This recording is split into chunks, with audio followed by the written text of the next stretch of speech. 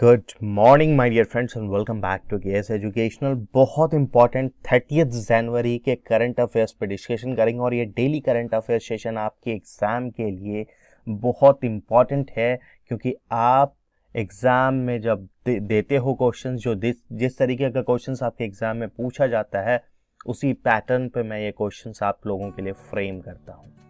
अगर आप नए हैं तो इसे सब्सक्राइब करना ना भूलें, साथ में नोटिफिकेशन बिल दबा लीजिएगा, क्योंकि आने वाले रेलवे का हो, बैंकिंग हो, एसएससी हो, यूपीएससी हो, ग्रुप डी का एग्जाम हो, इन सभी में ये क्वेश्चंस आपको दिखेगा। तो आज के इस सेशन में आगे बढ़ते हैं।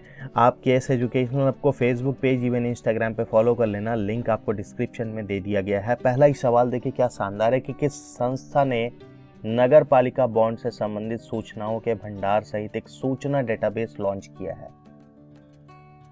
और यह किस संस्था ने लॉन्च किया है? सेबी ने लॉन्च किया है। और इसका उद्देश्य क्या है? इसका उद्देश्य है नगर पालिका ऋण जारीकर्ताओं और नगर पालिका ऋण बाजार में अन्य धारकों की सहायता करना, और क्यूआर कोड का उपयोग करके भी आप इस सूचना डेटाबेस को एक्सेस कर सकते हो। विश्व बैंक ने सबसे गरीब से सबसे तेजी से बढ़ते देशों में से एक बनने के लिए किस देश की सराहना की है? और यह देश बांग्लादेश है।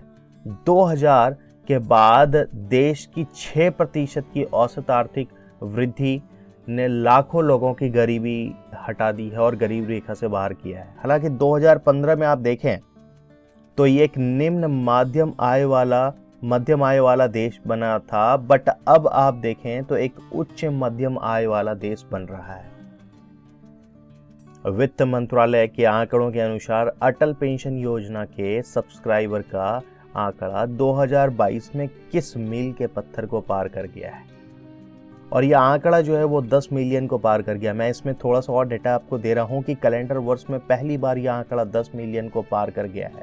2022 में नामांकन की संख्या 2021 में 9.2 मिलियन से बढ़कर 12.5 मिलियन हो गया।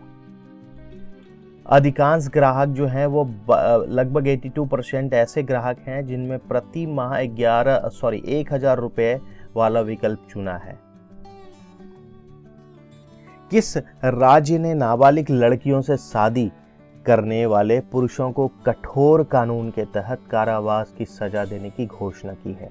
और यह आपका राज्य असम है। भारतीय अंतरिक्ष अनुसंधान संगठन इसरो जून या जुलाई 2023 तक कौन सा मिशन शुरू करने का योजना बना रहा है? और यह आदित्य L1 है। मैं आपको बता दूं, आदित्य L1 सूर्य और प्रभामंडल का निरीक्षण करने वाला भारत का पहला अंतरिक्ष मिशन होगा। नेशनल लॉजिस्टिक पोर्टल का उद्घाटन किसके द्वारा किया गया? यह सर्बानंद सोनोवाल के द्वारा किया गया है। और इस पोर्टल का जो मेन उद्देश्य है कि समय की देरी को कम करके दक्षता और पारदर्शिता में सुधार के लिए सूचना प्रौद्योगिकी का उपयोग करके लॉजिस्टिक समुदाय के सभी हितधारकों को जोड़ना है।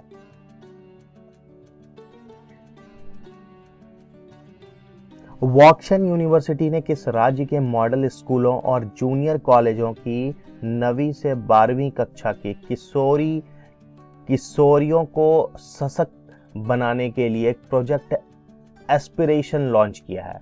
क्या लॉन्च किया है? प्रोजेक्ट एस्पिरेशन लॉन्च किया है और यह तेलंगाना में हुआ है।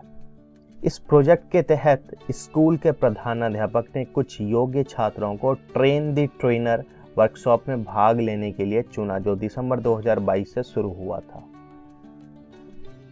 भारत ने मध्य प्रदेश के कूनो राष्ट्रीय उद्यान में कितने चीतों को स्थानांतरित करने के लिए दक्षिण अफ्रीका के साथ एक समझौते पर हस्ताक्षर किया है? 12 चीता कुल इसमें है और समझौते के तहत दक्षिण अफ्रीका 15 फरवरी 2023 तक 7 नर और 5 मादा चीता भेजेगा। और चीतों को भारत में 1952 में ही विलुप्त घोषित कर दिया गया था। युवा मंथन मॉडल G20 शिखर सम्मेलन किस राज्य में आयोजित किया जा रहा है? ये गोवा में आयोजित किया जा रहा है। प्रधानमंत्री नरेंद्र मोदी किस राज्य में भगवान श्री देव नारायण जी के 1111वें अवतरण महोत्सव के उपलक्ष्य में आयोजित समारोह को संबोधित किया? ये राजस्थान में इन्होंने किया है। भारत के लौह पुरुष साबिर अली का निधन हो गया। उन्हें किस वर्ष अर्जुना पुरस्कार से सम्मानित किया गया था? क्या आप बता सकते हो कि मुझे साबिर अली कौन थे? साबिर अली एक्चुअली एक एथलीट थे और 1981 में इनको अर्जुना पुरस्कार से सम्मानित किया गया था और 1981 एशियाई एथलीट चैंपियनशिप में डेकैथलॉन स्वर्ण जीतने वाले भारत के लौह पुरुष थे साबिर अली। किस देश के प्रधानमंत्री ने दुनिया के पहले फोटोनिक आधारित फ्लॉट टॉलरेंट क्वांटम कंप्यूटर का व्यावसायीकरण करने का घोषणा किया है? और यह किस देश के प्रधानमंत्री के द्वारा किया गया है? कनाडा के द्वारा।